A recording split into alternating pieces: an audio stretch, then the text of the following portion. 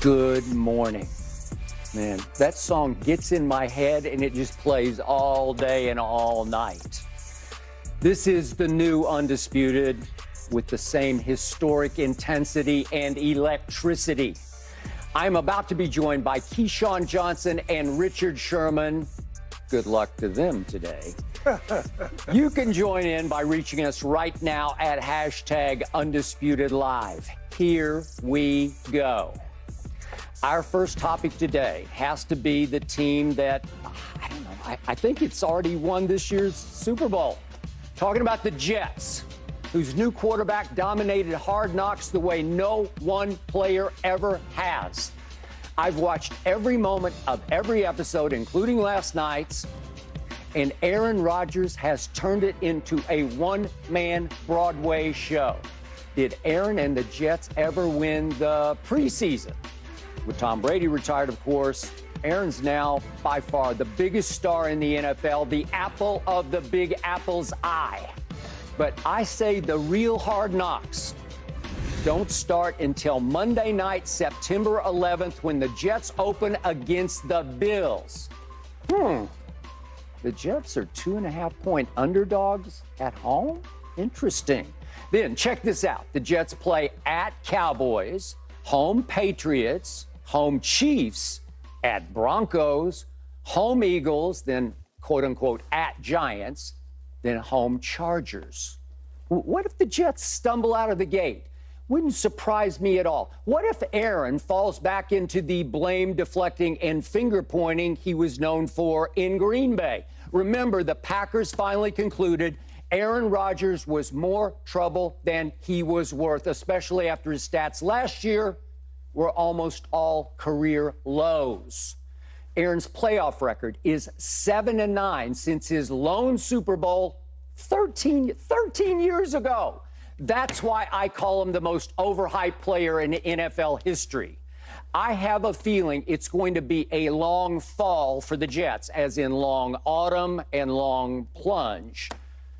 What if the only thing they win is Hard Knocks? Keyshawn Johnson, you were once drafted #1 overall by the New York Jets. Is Hard Knocks a good thing or a bad thing for Aaron's new team? I think it's a distraction thing more so than anything, right? All the coaches I've ever had, when Hard Knocks was available to them, they said no. I remember Hard Knocks wanted to come into the Dallas Cowboys and Bill Parcells, he laughed at it.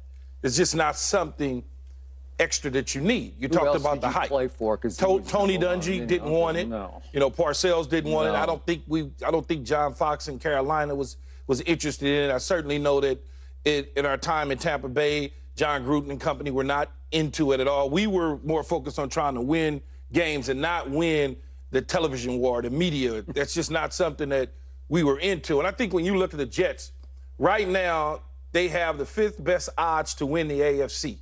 The 7th best odds, along with the Ravens, to win the entire deal, the Super Bowl. Can they do it? Yes.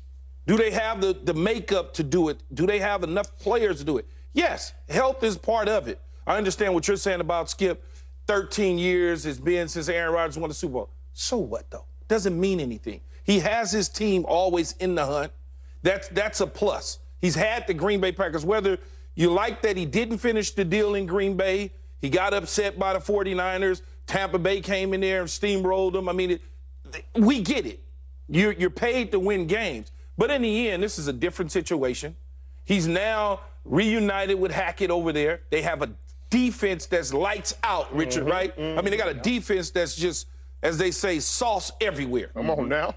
And when you got a quarterback and a defensive coordinator as a head coach with the defensive mind, you don't need Aaron Rodgers to throw for 5,000 yards. You need him to be efficient. I need you to do things when we need you to do them. Like that throw the other night in preseason, now it's preseason. It was a laser throw right over the head of the defender, right in Garrett Wilson's hands. It was sweet.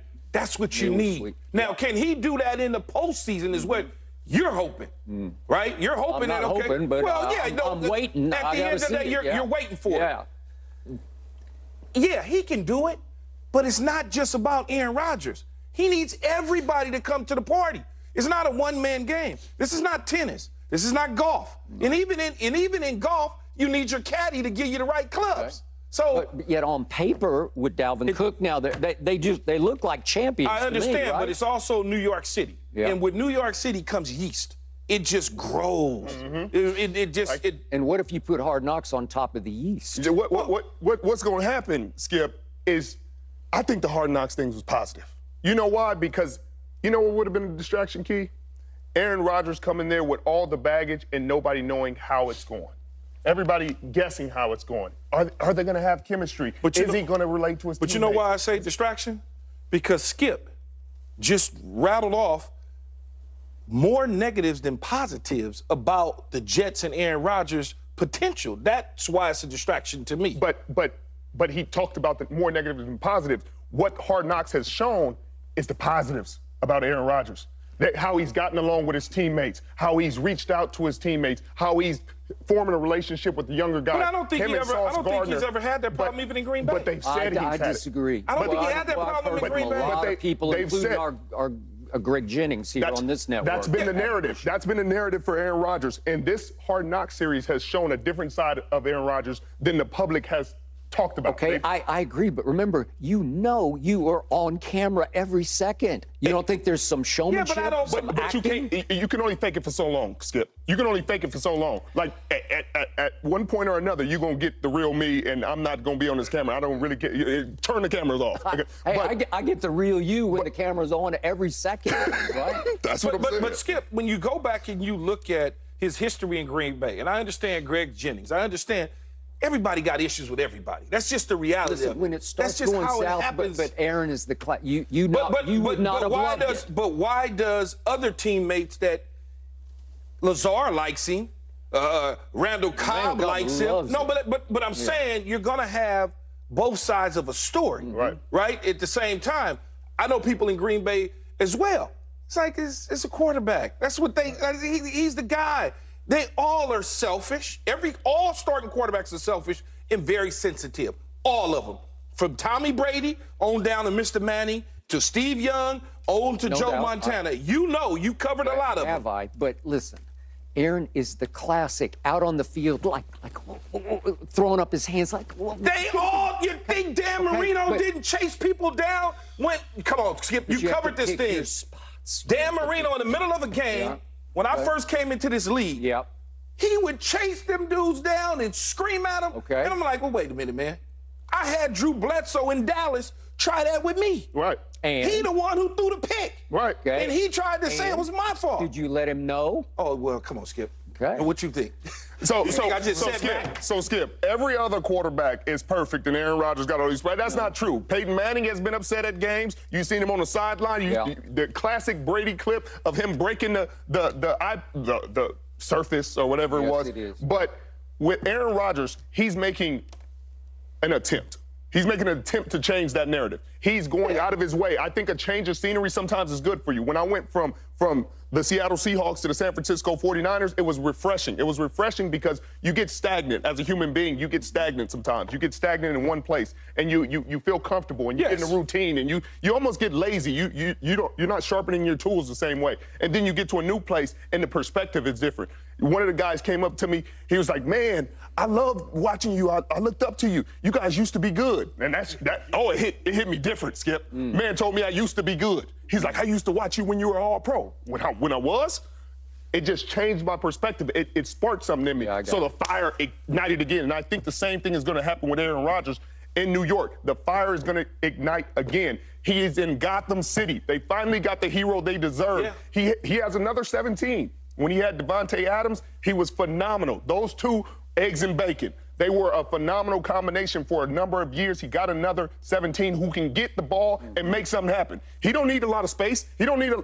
lot of fancy stuff. Throw it to him, give him the ball, he'll make it happen. Garrett Wilson, Offensive Player of the Year. I think it's going to be great. The last team that was featured on Hard Knocks that actually had a really successful season was, guess who?